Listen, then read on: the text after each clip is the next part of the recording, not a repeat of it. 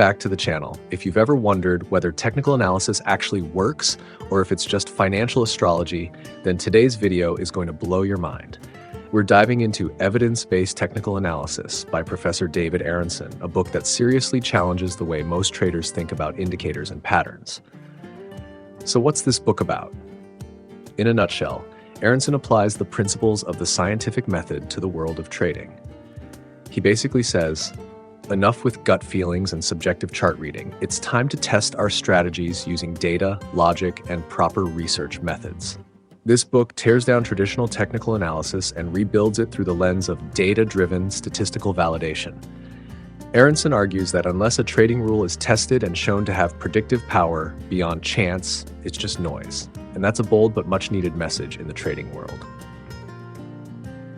Who is this book for? If you're a trader, investor, quant enthusiast, or even just someone skeptical about technical analysis, this book is for you, especially if you're the kind of person who likes proof before belief. Beginner traders might find it a bit dense, but if you're serious about long-term trading success, it's worth the challenge. Intermediate and advanced traders, this book is a gold mine. If you're into algorithmic or systematic trading, this is practically required reading. Why should you read it? Because it will change how you think about trading systems. Aronson introduces concepts like data mining bias, out-of-sample testing, and the scientific method as essential tools for evaluating a trading strategy. He doesn't just tell you what to trade, he teaches you how to think like a trader scientist. So if you're tired of hearing this pattern always works with no proof, and you want to cut through the hype, this book is your reality check. Smash that like button if you found this useful, and don't forget to subscribe for more trading book breakdowns and smart investing insights. Drop a comment if you've read this one or want to see the next book on the channel. All right, now let's break down the core ideas from evidence-based technical analysis. Here are the big takeaways you'll want to remember, and maybe even rethink your whole approach to trading. The scientific method applies to trading. Most traders rely on anecdotal experience or visual patterns. Aronson says that's not good enough. Instead, he promotes a scientific mindset, forming a hypothesis like this indicator predicts upward movement, and then rigorously testing it with objective data. Takeaway: don't just believe something works, test it, validate it, and be ready to throw it out if it doesn't hold up. Beware of data mining bias. Here's where things get deep. Aronson warns about data mining bias. This happens when traders test so many strategies or indicators that some appear profitable, just by random chance. The danger? You think you found a golden system, but really, it's just noise that looked good in hindsight. Takeaway: the more strategies you test, the more likely you'll find false positives, strategies that look good historically but fail in live trading. 3. In-sample versus out-of-sample testing. To avoid fooling yourself, Aronson recommends out-of-sample testing. Here's how it works. You divide your data into two parts. Use one to develop your strategy, in-sample. Use the other to validate it, out-of-sample. If the strategy performs well only in-sample, it's likely overfitted. Takeaway: always test your strategies on unseen data before trusting them in the real world. Traditional technical analysis is not evidence-based. This might hurt some feelings, but Aronson argues that most traditional TA, like chart patterns, trend lines, and candlestick shapes, has no statistical foundation. He says, unless you prove a rule has predictive value beyond random chance, it's not reliable. Takeaway: just because something feels right or is popular doesn't mean it's profitable. Embrace complexity, but keep it measurable. Aronson doesn't say trading systems have to be simple, but they do have to be measurable and testable. He introduces tools like hypothesis testing, Monte Carlo simulation, and statistical significance, not to intimidate, but to elevate how we think about trading strategies. Takeaway: if you can't test it, it's not science, it's just a guess. So, whether you're trading breakouts, building indicators, or coding bots, this book is a wake-up call. Stop gambling, start testing. Chapter 1: The Case for an Evidence-Based Technical Analysis. Main idea. Chapter 1 sets the foundation for the book by arguing that most traditional technical analysis, TA, lacks scientific rigor. David Aronson advocates for an Evidence-based approach, where trading strategies are tested statistically and objectively rather than accepted based on anecdote or tradition. 1.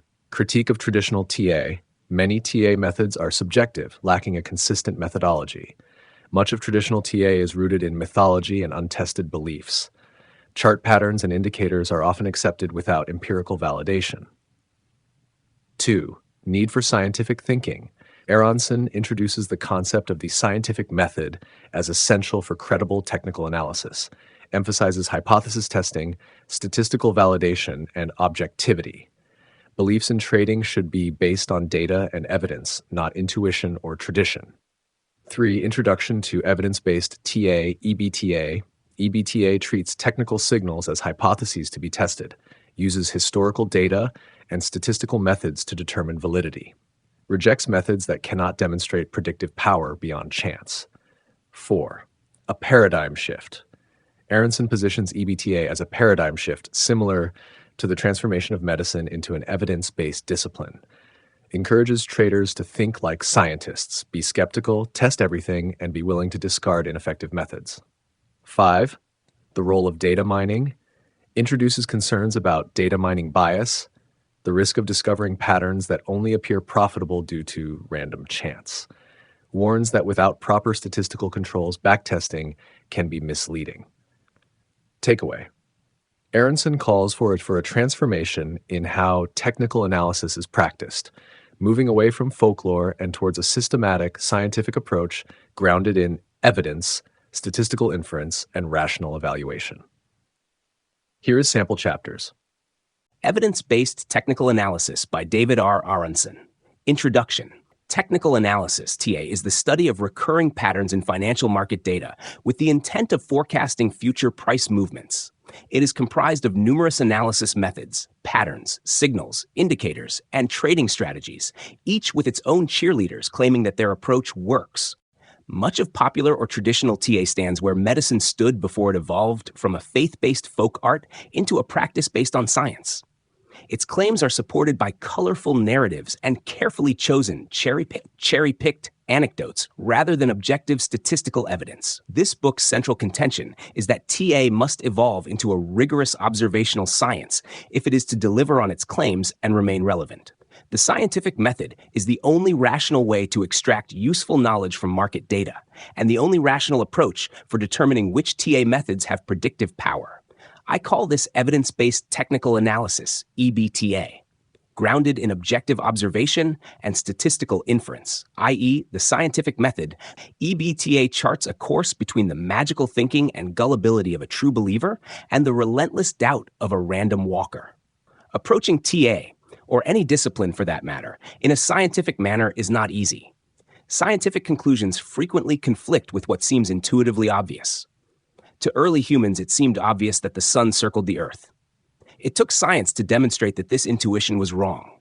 An informal, intuitive approach to knowledge acquisition is especially likely to result in erroneous beliefs when phenomena are complex or highly random, two prominent features of financial market behavior.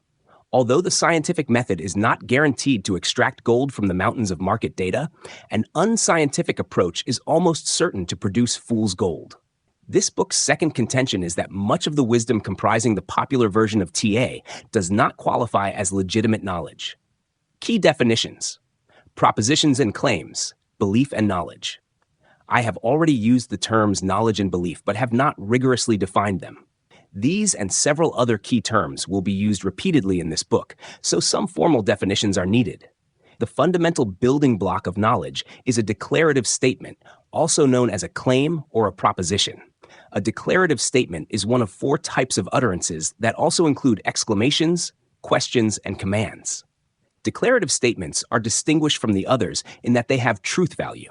That is to say, they can be characterized as either true or false, or probably true or probably false. The statement, "Oranges are on sale at the supermarket for 5 cents a dozen," is declarative. It makes a claim about a state of affairs existing at the local market. It may be true or false.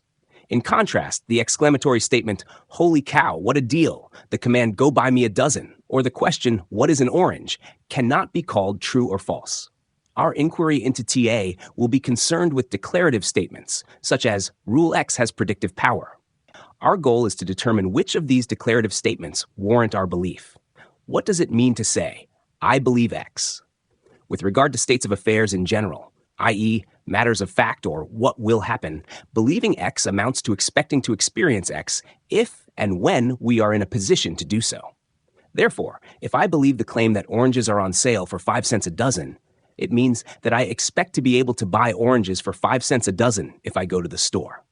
However, the command to buy some oranges or the exclamation that I'm happy about the opportunity set up no such expectation. What does all this mean for us? For any statement to even be considered as a candidate for belief, it must assert some state of affairs that can be expected. 3. Such statements are said to have cognitive content. They convey something that can be known. If the statement contains nothing to know, then there is nothing there to be believed. Although all declarative statements presumably have cognitive content, not all actually do. This is not a problem if the lack of cognitive content is obvious. For example, the declaration, the square root of Tuesday is a prime number. This utterance is, on its face, nonsense.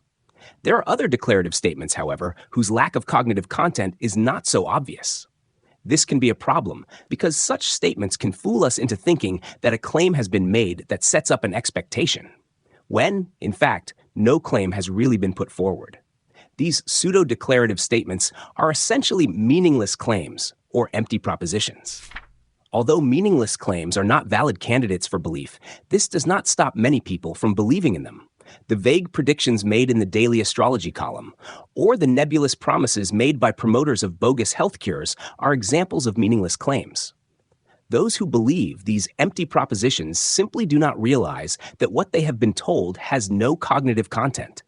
A way to tell if a statement has cognitive content and is, thus, a valid candidate for belief is the discernible difference test described by Hall. Utterances with cognitive content make claims that are either true or false, and whether they are true or false makes a difference that can be discerned. That is why these utterances offer something to believe, and why there is no point in trying to believe an utterance that makes no such offer. In other words, a proposition that passes the discernible difference test sets up an expectation such that the state of affairs, if the statement were true, is recognizably different from the state of affairs if the statement were false. The discernible difference criterion can be applied to statements purporting to be predictions. A prediction is a claim to know something about the future. If a prediction has cognitive content, it will be clearly discernible in the outcome if the prediction was accurate or not. Many, if not most, of the forecasts issued by practitioners of popular TA are devoid of cognitive content on these grounds. In other words, the predictions are typically too vague to ever determine if they were wrong.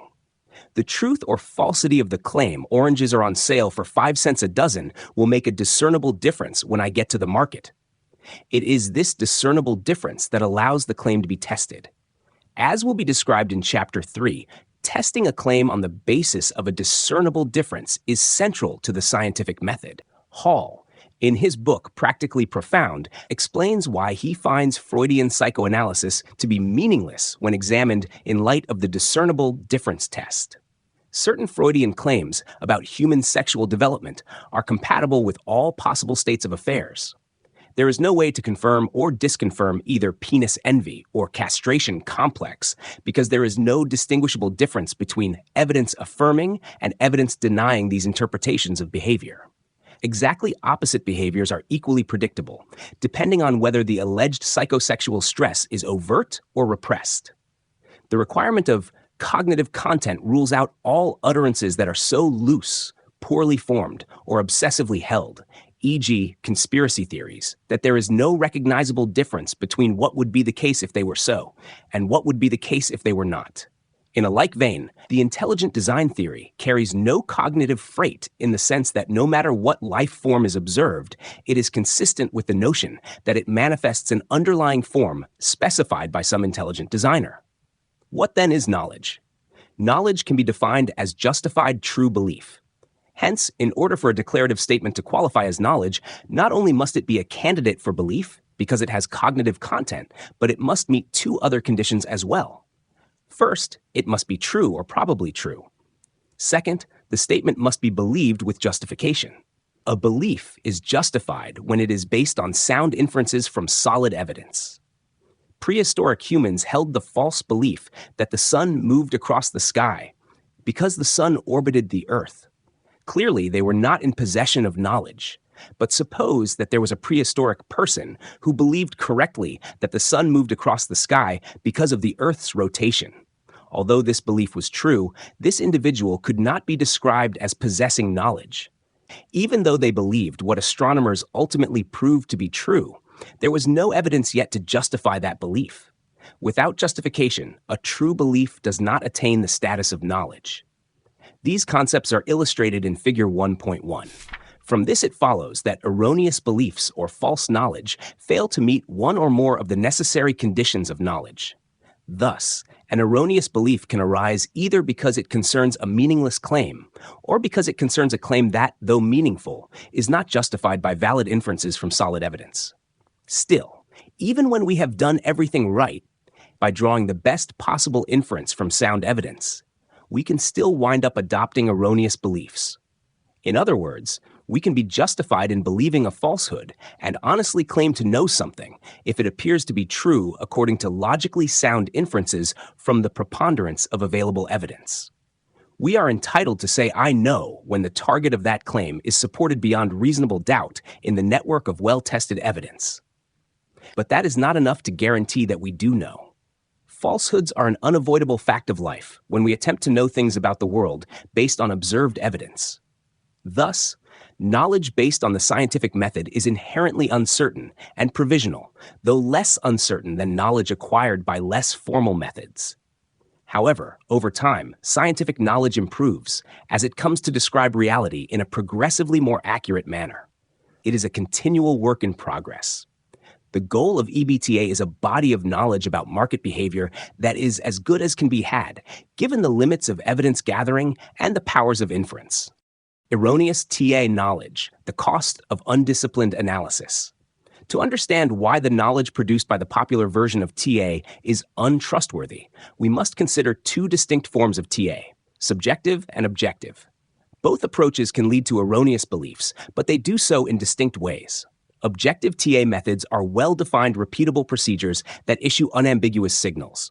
This allows them to be implemented as computerized algorithms and back-tested on historical data. Results produced by a backtest can be evaluated in a rigorous quantitative manner. Subjective TA methods are not well-defined analysis procedures. Because of their vagueness, an analyst's private interpretations are required. This thwarts computerization, backtesting, and objective performance evaluation. In other words, it is impossible to either confirm or deny a subjective method's efficacy. For this reason, they are insulated from evidentiary challenge. Objective TA can also spawn erroneous beliefs, but they come about differently. They are traceable to faulty inferences from objective evidence. The mere fact that an objective method has been profitable in a backtest is not sufficient grounds for concluding that it has merit. Past performance can fool us. Historical success is a necessary but not a sufficient condition for concluding that a method has predictive power and, therefore, is likely to be profitable in the future. Favorable past performance can occur by luck or because of an upward bias produced by one form of backtesting called data mining. Determining when backtest profits are attributable to a good method rather than good luck is a question that can only be answered by rigorous statistical inference. This is discussed in Chapters 4 and 5. Chapter 6 considers the problem of data mining bias. Although I will assert that data mining, when done correctly, is the modern technician's best method for knowledge discovery, specialized statistical tests must be applied to the results obtained with data mining. How EBTA is different. What sets EBTA apart from the popular form of TA? First, it is restricted to meaningful claims, objective methods that can be tested on historical data. Second, it utilizes advanced forms of statistical inference to determine if a profitable backtest is indicative of an effective method. Thus, the prime focus of EBTA is determining which objective methods are worthy of actual use. EBTA rejects all forms of subjective TA. Subjective TA is not even wrong. It is worse than wrong. Statements that can be qualified as wrong, untrue, at least convey cognitive content that can be tested. The propositions of subjective TA offer no such thing, though, at first blush, they seem to convey knowledge. When they are examined critically, it becomes clear they are empty claims. Promoters of New Age health cures excel at empty claims. They tell you that wearing their magic copper bracelet will make you will feel better and put more bounce in your step. They suggest your golf game will improve and maybe even your love life. However, the claim's lack of specificity makes it impossible to nail down exactly what is being promised or how it can be tested. Such claims can never be confirmed or contradicted with objective evidence. On these same grounds, it can be said that the propositions of subjective TA are empty and thus insulated from empirical challenge. They must be taken on faith. In contrast, a meaningful claim is testable because it makes measurable promises. It states specifically how much your golf game will improve or how bouncy your steps will be. This specificity opens the claim to being contradicted with empirical evidence. From the perspective of EBTA, proponents of subjective methods are faced with a choice. They can reformulate the method to be objective, as one practitioner of the Elliott wave principle has done, thus exposing it to empirical refutation, or they must admit the method must be accepted on faith. Perhaps Gann lines actually provide useful information. In their present form, we are denied this knowledge. With respect to objective TA, EBTA does not take profitable backtests at face value. Instead, they are subjected to rigorous statistical evaluation to determine if profits were due to luck or biased research. As will be pointed out in Chapter 6, in many instances, profitable backtests may be a data miner fool's gold. This may explain why many objective TA methods that perform well in a backtesting perform worse when applied to new data. Evidence-based technical analysis uses computer-intensive statistical methods that minimize problems stemming from the data mining bias. The evolution of TA to EBTA also has ethical implications.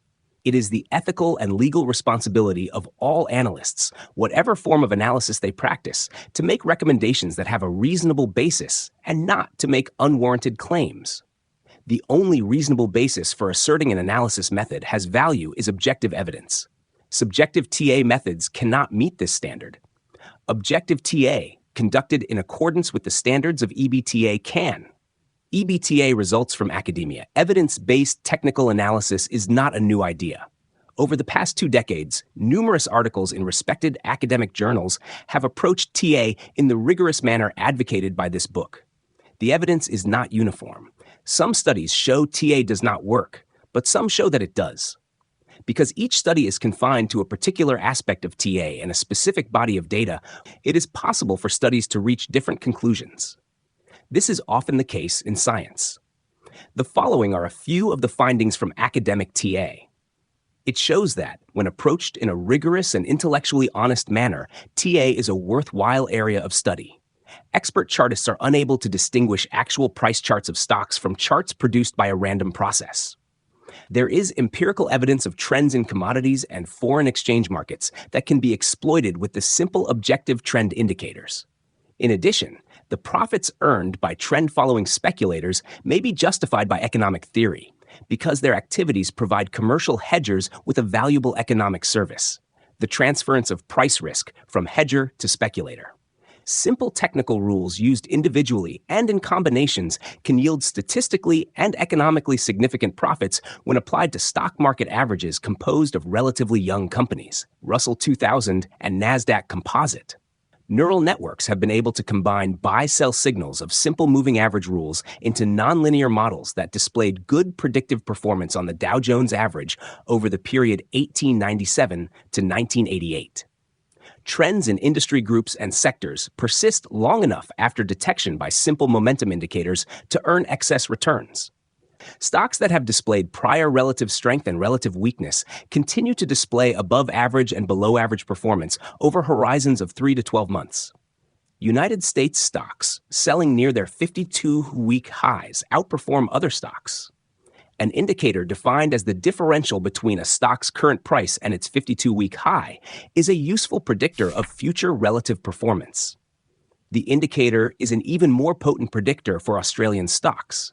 The Head and Shoulders chart pattern has limited forecasting power when tested in an objective fashion in currencies.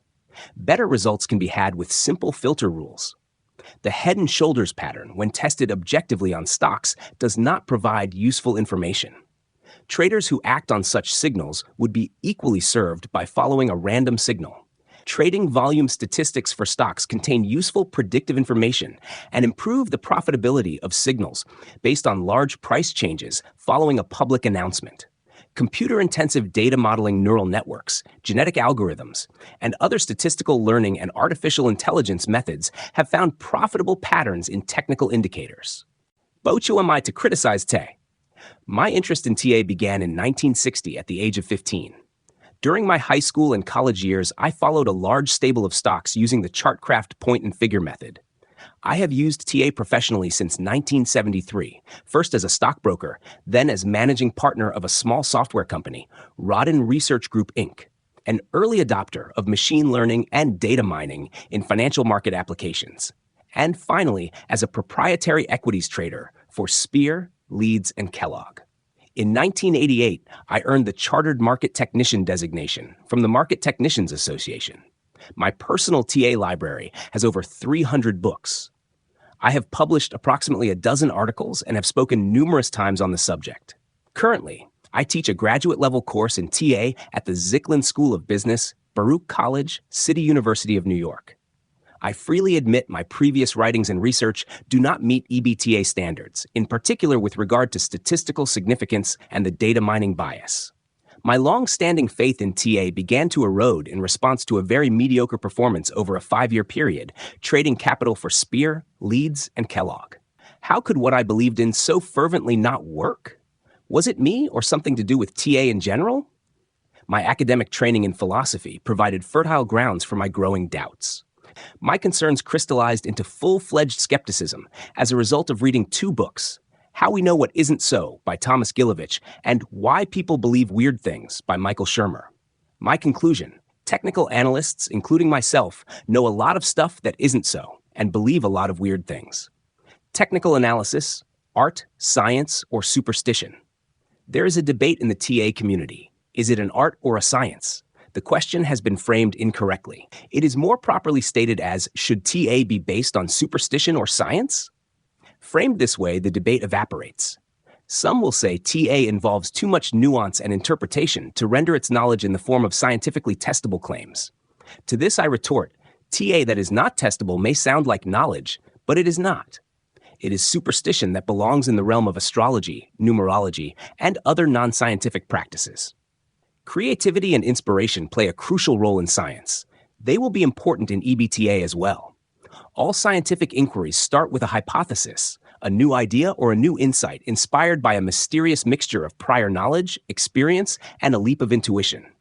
Yet, good science balances creativity with analytical rigor.